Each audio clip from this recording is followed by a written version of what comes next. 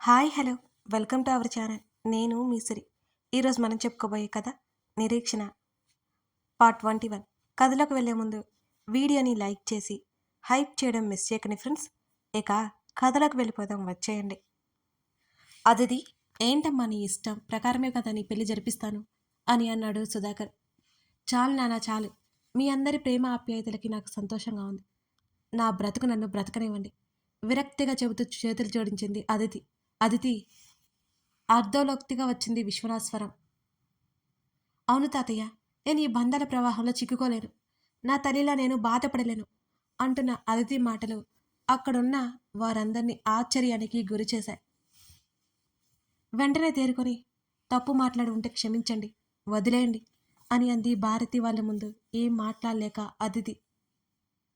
ఏం చెప్పాలి అనుకుంటున్నావు అదితి, నువ్వు చెప్పు తల్లి అని అన్నాడు విశ్వనాథ్ సౌమ్యంగా. ప్లీజ్ తాతయ్య, నన్నేం అడక్కండి, నాకు ఈ బంధాల మీద నమ్మకం లేదు. లేదు తాతయ్య అని అరిచింది. అదే ఎందుకు అని అడుగుతున్నాము అని అన్నాడు విశ్వనాథ్. మీరు స్వయంగా చూస్తున్నారు కదా తాతయ్య, నీరసంగా వచ్చింది ఆమె స్వరం. నువ్వు చెప్తున్నది మాకు అర్థం కావడం లేదు తల్లి అని అన్నాడు విశ్వనాథ్. ఇంకేం చెప్పాలి తాతయ్య, నా తల్లి నా తండ్రి ప్రేమ పెళ్లి ఎలా జరిగిందో మీకు తెలీదా? వారిద్దరి మధ్య గొడవ ఎలా జరిగిందో మీకు తెలీదా తాతయ్య? వాళ్ళిద్దరూ ఎలా విడిపోయారో మీకు తెలీదా? వాళ్ళ మధ్య ఒంటరిగా మిగిలిపోయిన నా గురించి మీకు తెలీదా తాతయ్య? ఆవేదనగా వచ్చింది ఆమె స్వరం. ఆమె కళ్ళల్లో నుంచి కన్నీళ్లు కారిపోతున్నాయి. చిన్నప్పటి నుంచి తను చూసిన సంఘటనలు ఒక్కొక్కటిగా గుర్తుకొస్తూ జ్ఞాపకాల సమూహాలు తన మీద దాడి చేస్తున్నాయి. సుధాకర్ మాట పలుకులేనట్టు మౌనంగా తలదించుకొని ఉండిపోయాడు. వీణ తప్పు చేసినట్టు కనులను నేలకు వాల్చింది. నీ జీవితం అలా అవుతుందని భయపడుతున్నావా? ఆమె దగ్గరికి చేరుకున్న విశ్వనాథ్ అడిగాడు ముందుగా. మయాంక్ మాట్లాడలేదు అసలు. తన మనసులో ఇన్నాళ్ళు దాచుకున్నది మొత్తం బయటపడుతుంటే మౌనంగా నిలబడి ఆమెనే చూస్తున్నాడు. తాతయ్య మాటలకి విరక్తిగా నవ్వి, భయపడక ఏం చేయను తాతయ్య, నా తల్లి దగ్గర పెరుగుతున్న నాకు ప్రేమగా ఉండే నా తల్లి కూడా దూరమైంది. ఏమీ తెలుసుకోకుండా మా అమ్మమ్మ తాతయ్య మంచివాడు మంచివాడని నా తల్లిని దుర్మార్గుడికిచ్చి పెళ్లి చేశారు. పాపం ఎంతగా ఏడ్చిందో నాకు మాత్రమే తెలుసు. ఇప్పటికీ ఏడుస్తూనే ఉంది తాతయ్య, నరకం చూస్తూనే ఉంది తాతయ్య. దానికి కారణం ఎవరు తాతయ్య అంటూ తండ్రి వైపు చూసింది ఆమె. దెబ్బతిన్నట్టుగా చూశాడు సుధాకర్. నా తల్లి అడగలేకపోయింది, కానీ నేను అడుగుతున్నాను మిమ్మల్ని. ప్రేమించే కదా పెళ్లి చేసుకున్నారు మా అమ్మని. అంత సులువుగా మోసం ఎలా చేయగలిగారు మీరు? అంత సులువుగా ఎలా విడాకులు ఇవ్వగలిగారు మీరు? నా గురించి వదిలేయండి, చెప్పండి. అదితి ఒక్క ప్రశ్న సంధిస్తుంటే మాటలు రాలేదు సుధాకర్కి. ఇవన్నీ ఇప్పుడు బయటకు తవ్వాలని నా ఉద్దేశం కాదు. మీ జీవితాలు చూసి నాకు పెళ్ళంటే భయం పట్టుకుంది, అందుకే అన్నది అదితి. కానీ అందరూ అలా ఉండరు కదా అదితి అంటున్న నానమ్మ మాటలకి, నా చుట్టూ ఉన్న వాళ్ళంతా అలాగే ఉన్నారు కదా నానమ్మ. చిన్న చిన్న కారణాలకే విడిపోయేంత బలహీనమైన బంధాలలో చిక్కుకొని ఉన్నారు అని అంది నిర్లిప్తంగా. మోక్ష్ తల్లిదండ్రులు గుర్తొచ్చారు ఆమెకి. వాళ్ళని చూసి కూడా ఒక గుణపాఠం నేర్చుకున్నట్టుంది ఆమె. మోక్ష్ ఎలాంటివాడో తెలియకుండానే మనసిచ్చావా? విశ్వనాథ్ ప్రశ్నించాడు. అది నా చేతుల్లో లేదు తాతయ్య, నేను మనిషిగానే, అందుకేగా తన దగ్గర నుంచి పారిపోయి వచ్చేశాను. ఇక్కడ ముడిపెట్టాలి అనుకున్నారు, మయాంక్ అర్థం చేసుకున్నాడు కాబట్టి సరిపోయింది. లేకపోతే నా తల్లిలా అయ్యేదేమో నా జీవితం. ఇప్పుడు మోక్ష్ వచ్చాడని ఒక అబద్ధపు బంధంలో చిక్కుకున్న నేను తనతో వెళ్ళిపోతే, ఏదో ఒక సందర్భంలో దీని గురించి మాట్లాడితే నా మనసుకు ముక్కలవుతుంది తాతయ్య. పూర్తిగా జీవితం మీద నాకు విరక్తిగా వస్తుంది అని అంది అదితి. చాలా మంచివాడని నువ్వే చెప్పావు, మరి ఇంకెందుకు సంకోచం ప్రశ్నించింది శకుంతల. అందరూ మంచివాళ్ళే. అక్కడి నుంచి గదిలోకి వెళ్ళిపోయింది అదితి. ఆమె వెంట వెళ్ళే ధైర్యం చేయలేదు ఏ ఒక్కరు. చిన్నప్పటి నుంచి ఆమె ఎదుర్కొన్న పరిస్థితులు ఎలా బలంగా ఆమె మనసులో నాటుకుపోయాయో అర్థమైపోయింది అక్కడున్న వారందరికీ. అతిథిని తీసుకుని వెళ్ళాలి అనుకుంటున్నాం అని అంది శకుంతల. నా మీద నమ్మకం ఉంచండి బామ్మ, తను ఎక్కడికి వెళ్ళదు. ఏదైనా చెప్పాలి అనుకుంటే నాతో స్పష్టంగా చెప్తుంది. తన మనసులో అభిప్రాయాలు మెల్లిగా పోగొట్టే ప్రయత్నం చేస్తాను అని చెప్పి వాళ్ళని పంపించాడు మయాంక్. అతడి గదిలోకి వెళ్ళేసరికి కిటికీలోంచి బయటకు చూస్తూ కనిపించింది అదితి. అదితి పిలిచాడు మయాంక్. అంది మెల్లిగా. నిజంగా నీ సమస్య అదేనా అని మయాంక్ అడగ్గా కళ్ళు తుడుచుకుని అతని వైపుకు తిరిగి నవ్వింది అదితి. నువ్వేమనుకుంటున్నావు అని అడిగింది ఆమె. నువ్వు చూపించిన ఎగ్జాంపుల్స్, నువ్వు ఒంటరిగా ఉండడానికి కారణాలు సరిగ్గానే సరిపోయాయి. కానీ నువ్వు మోక్ష గురించి చెప్పిన దానికి పొంతన కుదరట్లేదు. నీకోసం 2 నెలలుగా ఇక్కడే ఉంటున్నాడు అంటే నాకు ఆశ్చర్యం కలుగుతోంది. ఎలా ఎలా ఎదురు చూస్తున్నాడు ఇంతకాలం? అతడు ఎలాంటి వాడని నువ్వెందుకు వద్దంటున్నావు? మయాంక్ మాటల్లో ఆశ్చర్యం స్పష్టంగా కనబడుతోంది అదితికి. మయాంక్ ఒకవేళ నేను నీతో పెళ్లి నాటకం ఆడకపోయింటే అతను చూసి వెనకడుగేసేదాన్ని కాదు. కానీ ఇప్పుడు నా వల్ల కావట్లేదు. ఏదో ఒక రోజు నేను ఇక్కడ ఉన్న సంఘటనలు మా మధ్య దూరాన్ని తెచ్చే పరిస్థితికి దారి తీస్తాయి అని విరక్తిగా అంది.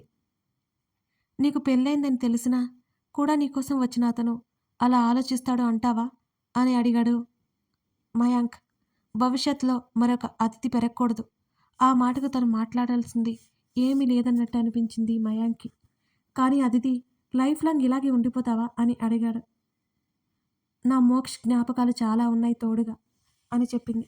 అతని జ్ఞాపకాలు కావాలి కానీ అతను వద్దు అంతేనా అని మయాంక్ అడుగుతుంటే మాట్లాడలేదు అదితి. వారి సంభాషణ ముందుకు సాగలేదిక. మయాంక్ ఫోన్ మోగుతుంటే లిఫ్ట్ చేశాడు. హలో, మయాంక్ గారేనా మాట్లాడేది? అవతల నుంచి ఎవరిదో అమ్మాయి గొంతు. అవును, మీరు?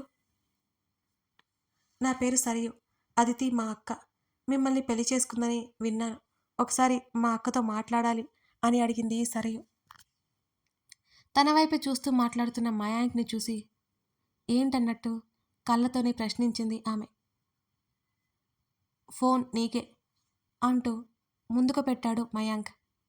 అయోమయంగా చూస్తూ ఫోన్ తీసుకుని అదితి అని ఏడుస్తున్న సరియు గొంతు వినిపించింది ఆమెకి. సరియు ఏమైంది అని అడిగింది. మమ్మీ మమ్మీ అంటూ ఏడుస్తుంటే ముందు విషయం ఏంటో చెప్పు సరియు, నాకు చాలా కంగారుగా ఉంది అని భయంగా అంది అదితి. మమ్మీకి హెల్త్ ఏమీ బాగలేదు అదితి, నిన్ను చూడాలి అంటుంది. ప్లీజ్ ఇక్కడికి రాగలవా? ఒకే ఒక్కసారి మమ్మీకి కనిపించవా? సరియు ఏడుస్తూ అడిగింది. ఏమైంది? అదితి కూడా కంగారు పడిపోయింది. డాక్టర్స్ చివరి రోజులు అంటున్నారు. బ్లడ్ క్యాన్సర్ అట. సరయు ఏడుపు హృదయ విదారకంగా అనిపించింది అదితికి. సరయు చెప్తుండగానే అదితి కళ్ళలో నుంచి నీళ్లు టపటపా రాలిపోయాయి. సరయు అంతకంటే మాట్లాడలేకపోయింది ఆమె. ప్లీజ్ అదితి, ఒక్కసారి మమ్మీ కోసం రా. నీ విషయంలో నేను చాలా తప్పు చేశాను. ప్లీజ్ అవన్నీ మనసులో పెట్టుకోకు. ఇప్పుడు ఇప్పుడు నేను మారిపోయాను. ప్లీజ్ ఒక్కసారి అలా కనిపించి వెళ్ళు. మమ్మీ నన్ను అడిగిన ఒకే ఒక కోరిక ఇది, నిన్ను చూడాలని అని అంది సరియు. సరే నేను వచ్చేస్తాను, అంతవరకు జాగ్రత్తగా చూసుకో. ఆ అమ్మకి ఏం కాదు, ఎంత డబ్బు ఖర్చైనా మనం బ్రతికించుకుందాం అని కళ్ళు తుడుచుకుంటూ చెప్పింది అదితి. సరియకు తెలుసు తన తల్లి చివరి స్టేజ్లో ఉందని. కాల్ కట్ చేసి మయాంక్కి విషయం చెప్పి ప్రయాణానికి ఏర్పాట్లు చేయమని రిక్వెస్ట్ చేసింది అదితి. సరే నువ్వు కంగారు పడకు. ఇప్పుడు వాళ్ళు ఎక్కడుంటున్నారు అని అడిగాడు. ఆస్ట్రేలియాలోనే అని అంది. సరే నువ్వేడ్చి బాధపడకు, నేను వీళ్ళని త్వరగా నువ్వు వెళ్ళే ఏర్పాటు చేస్తాను అని అన్నాడు Mayank. Thank you so much. Already నాకు వీసా ఉంది, అంత కష్టమేమీ కాదు. ఏ ఫ్లైట్ ఉంటే ఆ ఫ్లైట్కి బుక్ చేయ మయాంక్. తన ఫోన్ వెతుక్కొని అక్కడి నుంచి బాల్కనీలోకి వెళ్ళిపోయింది అదితి. ఆమె తన స్నేహితురాలతో మాట్లాడి తన తల్లి దగ్గరికి ఒకసారి వెళ్ళి చూసి రమ్మని చెప్పి 2 రోజుల్లో తనే వస్తున్నట్టు చెప్పింది. ఆమె గదిలోకి వచ్చేసరికి అదితి 2 డేస్లో టికెట్స్ దొరికాయి, అంతకంటే ముందుగా లేవు అని అన్నాడు మయాంక్. సరే అవే చెయ్యి అంటూ తన వస్తువులన్నీ చెక్ చేసుకుంటోంది అదితి. అదితితో పాటు అక్కడున్న ఆమె వస్తువులన్నీ హిమ తీసుకొచ్చేసింది. అక్కడి నుండి వచ్చేశాడు మయాంక్. అదితి వెళ్ళడానికి 2 రోజులు పడుతుంది. ఈలోపు మోక్షను కలిసి అదితి మనసులో భయాల్ని అతనికి తెలియచేయాలి. ఆ తర్వాత నిర్ణయం వాళ్ళిద్దరిదే అవుతుంది. సుధాకర్ దగ్గరికి వెళ్ళి మోక్ష ఎక్కడ ఉన్నాడో తెలుసుకుని ఆ హోటల్కి బయలుదేరాడు మయాంక్. రిసెప్షనిస్ట్ని అతడి రూమ్ నెంబర్ అడగ్గా వెకేట్ చేసి వెళ్ళిపోయాడని చెప్పాడు. వాట్, వెకేట్ చేశారా అని ఆశ్చర్యంగా అడిగాడు. ఎస్ సార్ అన్నాడు. ఎప్పుడు అని అడిగాడు అయోమయంగా. 15 మినిట్స్ అవుతుంది సార్ అని ఆవిడ చెప్పగానే అతడిది న్యూయార్క్ అని గుర్తుకొచ్చి పరుగున ఎయిర్పోర్ట్కి బయలుదేరాడు మయాంక్. వీలైనంత వేగంగా వెళ్ళిపోసాగాడు మయాంక్. అంతా అలా బాగానే ఉంది కానీ, ఇప్పటి వరకు మోక్స్‌ని మయాంక్ చూడలేదు. అతన్ని ఎలా గుర్తుపట్టాలో అర్థం కాలేదు. సుధాకర్‌కి కాల్ చేసినా అతని దగ్గర ఫోటో లేదు. హిమని అడిగినా అదే సమాధానం చెప్పింది. అదితిని అడిగినా చెప్తుందన్న నమ్మకమైతే లేదు అతనికి. ఆలోచనల మధ్య ఎయిర్‌పోర్ట్‌కి చేరుకున్నాడు. అప్పటికే ఫ్లైట్ రన్‌వే మీద సిద్ధంగా ఉంది. ఏం చేయాలో ఆలోచించి మోక్ష్ నేమ్ అనౌన్స్ చేయించాడు మయాంక్. వెయిటింగ్ హాల్‌లో కూర్చున్న మోక్షకి తన పేరు వినిపించింది. మోక్ష్ అనే పేరుగల వ్యక్తి న్యూయార్క్ వెళ్ళబోతున్న మోక్ష్ ఎక్కడున్నా చెక్ ఇన్ కౌంటర్ వద్దకి రావాలి. ఇంగ్లీష్‌లో ఒక లేడీ అనౌన్స్ చేస్తోంది.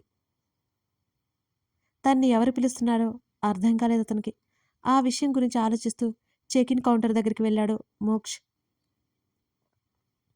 నా నేమ్ అనౌన్స్ చేశారు ఎందుకని? అని అడిగాడు మోక్ష్. మీరు మోక్షా?